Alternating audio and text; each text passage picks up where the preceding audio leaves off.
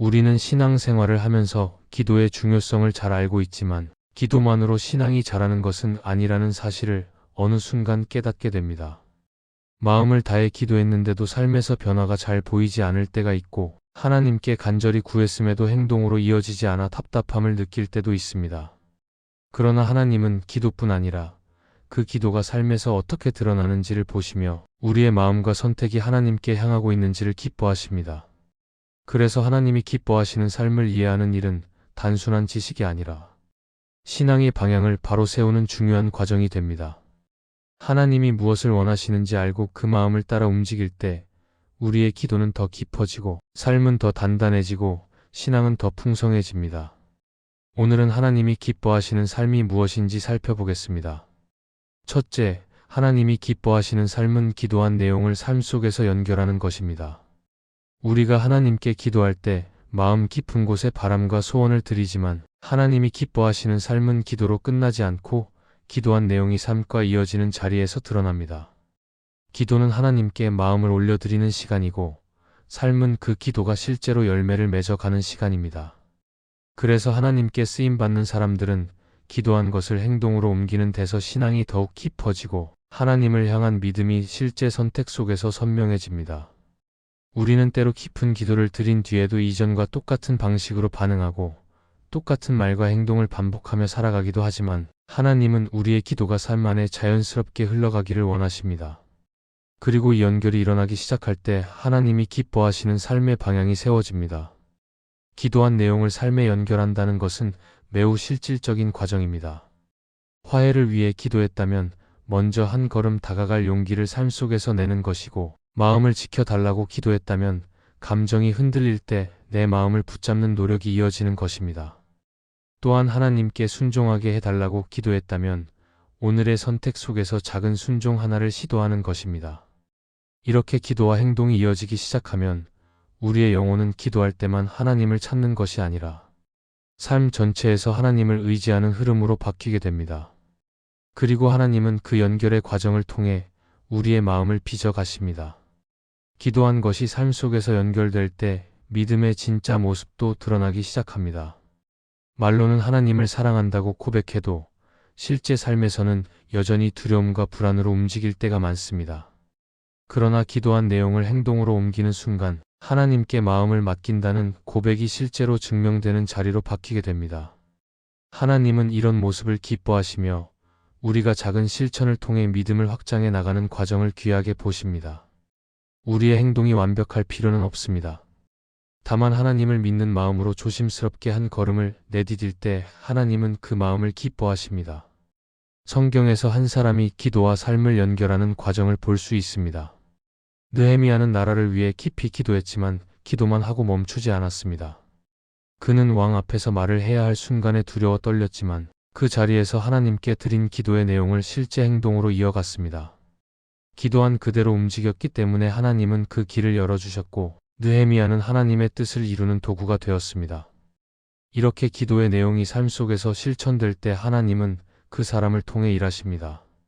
기도와 행동이 하나로 연결될 때 우리의 신앙은 단단해집니다. 기도만 하고 행동하지 않으면 마음은 뜨거운데 현실은 변하지 않는 것처럼 느껴질 수 있습니다. 반대로 행동만 하고 기도하지 않으면 우리의 힘으로 모든 것을 해결하려 하다가 쉽게 지치게 됩니다. 그러나 기도하고 그 기도에 맞는 작은 순종 한 가지를 이어갈 때 하나님은 그 순종을 통해 길을 열고 변화의 과정을 이끌어 가십니다. 그래서 하나님이 기뻐하시는 삶은 기도의 열심과 실천의 순종이 함께 이어지는 자리에서 완성됩니다. 하나님은 우리가 기도한 것을 잊지 않으시고 그 기도가 삶을 통해 자라기를 바라십니다. 기도한 내용을 삶 속에서 연결하려는 노력은 때로 느리고 눈에 띄지 않으며 작은 선택처럼 보일 수 있지만 하나님은 그 과정을 통해 우리의 마음이 하나님 중심으로 다시 정리되도록 만지십니다. 그래서 기도한 것을 삶 속에서 이어가는 사람은 결국 하나님이 기뻐하시는 삶을 살아가는 사람이며 그 삶은 하나님께서 쓰시기 좋은 마음의 자리가 됩니다. 기도한 내용과 삶이 자연스럽게 연결될 때 우리의 신앙은 머무르지 않고 자라게 되고 하나님께 기쁨이 되는 사람이 됩니다. 둘째, 하나님이 기뻐하시는 삶은 마음을 지키고 악으로 기울어지지 않게 하는 것입니다. 우리가 하나님을 사랑한다고 고백하면서도 마음을 지키는 일은 생각보다 쉽지 않습니다. 하루 동안에도 여러 감정이 밀려오고 사람들과의 관계 속에서 상처를 받을 때도 있고 예상치 못한 상황 앞에서 마음이 흔들릴 때도 있습니다. 그래서 하나님이 기뻐하시는 삶을 살아가는 사람에게 가장 중요한 일 중 하나는 마음을 지키는 것입니다. 마음은 보이지 않지만 우리의 모든 행동과 결정의 중심에 있기 때문에 마음이 지켜지면 삶이 지켜지고 마음이 무너지면 모든 것이 흔들리게 됩니다.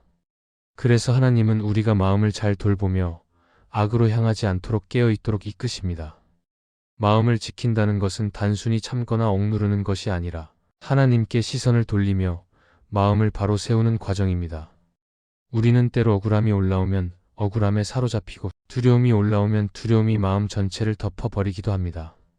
그러나 하나님이 기뻐하시는 삶은 그런 감정들에 의해 끌려가는 것이 아니라 감정은 그대로 느끼되 그 감정이 삶을 이끌어가지 못하도록 하나님 앞에서 마음을 다시 정돈하는 자리에서 시작됩니다. 마음이 부드럽게 유지되고 분노와 비교와 시기와 원망에서 멀어지도록 하나님을 바라보는 시간들이 쌓일 때 우리의 마음은 점점 건강해지고 하나님께 가까워집니다. 성경 속 사울을 떠올리면 마음을 지키는 일이 얼마나 중요한지 알 수 있습니다. 사울은 처음에는 겸손했고 하나님 앞에서 두려움을 알고 살아갔지만 시간이 지나며 마음을 지키지 못했습니다. 사람들의 시선과 비교에 흔들렸고 결국 하나님보다 자신의 자리를 더 중요하게 여기며 악으로 기울어지기 시작했습니다. 마음 한 부분이 흔들리고도 돌이키지 못하면 결국 삶 전체가 무너지게 되는 모습을 보여줍니다. 마음을 지키지 못하면 아무리 큰 사명과 은혜를 받아도 그것을 유지할 힘을 잃게 됩니다. 그래서 하나님은 우리가 마음을 늘 돌아보고 작은 흔들림도 지나치지 않으며 하나님께 다시 중심을 돌리도록 부르십니다. 마음을 지킨다는 것은 아주 작은 선택에서 시작될 때가 많습니다. 누군가의 말에 상처가 되었을 때 바로 반응하지 않고 잠시 멈추어 마음을 가라앉히는 것, 불안이 올라올 때 그 불안을 붙잡지 않고 조용히 하나님께 마음을 올려드리는 것, 분노가 올라올 때 분노에 따라 행동하지 않고 말을 아끼는 것처럼 말씀에 따라 마음을 다듬는 작은 선택들이 이어질 때 하나님이 기뻐하시는 마음의 모습이 세워집니다. 이런 작은 선택은 금방 열매가 보이지 않을 수 있지만 시간이 지날수록 마음의 깊이가 달라지고 하나님께 붙어있는 힘이 자라게 됩니다. 또한 마음을 지키기 위해 필요한 것은 마음을 무엇으로 채우는가 하는 문제입니다. 아무리 마음을 지키려고 해도 마음에 쌓여있는 생각들이 부정적이면 그 마음은 금방 흔들릴 수밖에 없습니다. 그래서 하나님은 우리가 말씀으로 마음을 채우고 감사하는 마음을 연습하고 선한 생각을 선택하며 주변 사람들에게 따뜻한 시선을 보내도록 돕습니다. 이렇게 마음에 좋은 것이 쌓이면 악한 것이 들어올 자리가 점점 줄어들고 마음은 자연스럽게 하나님께 가까운 자리로 향하게 됩니다. 마음을 지키는 사람은 관계에서도 안정감을 주는 사람이 됩니다. 감정이 쉽게 흔들리지 않기 때문에 주변 사람들의 말과 행동에 따라 급하게 반응하지 않고 차분하게 상황을 보는 여유가 생깁니다. 그리고 하나님이 기뻐하시는 방식으로 사람들을 대하게 되어 관계가 부드럽게 유지됩니다. 더 나아가 마음이 지켜진 사람은 어려운 상황에서도 급히 결론을 내리지 않고 하나님을 신뢰하는 태도를 잃지 않으므로 하나님께서 일하실 수 있는 공간이 넓어집니다. 하나님이 기뻐하시는 삶은 결국 마음의 상태와 깊이 관련되어 있습니다. 마음을 지키는 사람은 하나님께 가까운 길을 걷게 되고 악으로 기울어지지 않으려는 작은 노력 속에서 하나님은 우리의 마음을 더 견고하게 세워주십니다. 그래서 우리는 오늘도 마음을 지키는 선택을 계속해야 하고 작은 순간에도 하나님 앞에서 마음을 다시 살피는 삶을 이어가야 합니다. 이렇게 마음을 지키며 사는 사람의 삶은 흔들릴 때에도 하나님이 붙들어 주시는 은혜를 경험하게 되고 하나님이 기뻐하시는 삶으로 자연스럽게 자라가게 됩니다. 셋째, 하나님이 기뻐하시는 삶은 하나님께 받은 은혜를 머물지 않고 흘려보내는 것입니다. 하나님이 주시는 은혜는 우리의 마음을 살리고 삶을 일으키는 힘이 됩니다. 그런데 하나님은 그 은혜가 우리 안에서만 머물러 멈추는 것을 바라지 않으시고 우리를 통해 다른 사람에게 흘러가기를 원하십니다. 은혜는 흘러갈 때 더 깊어지고 나눌 때 더욱 분명해지고 누군가의 삶을 세울 때 더욱 풍성해집니다.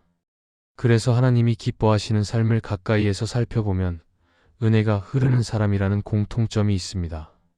자기만을 바라보는 마음을 넘어서 주변을 돌아보고 작은 선함이라도 기꺼이 나누며 받은 은혜를 그대로 흘려보내는 사람을 통해 하나님은 계속해서 새로운 일을 이루십니다. 은혜를 흘려보내는 일은 거창한 행동에서 시작되는 것이 아닙니다.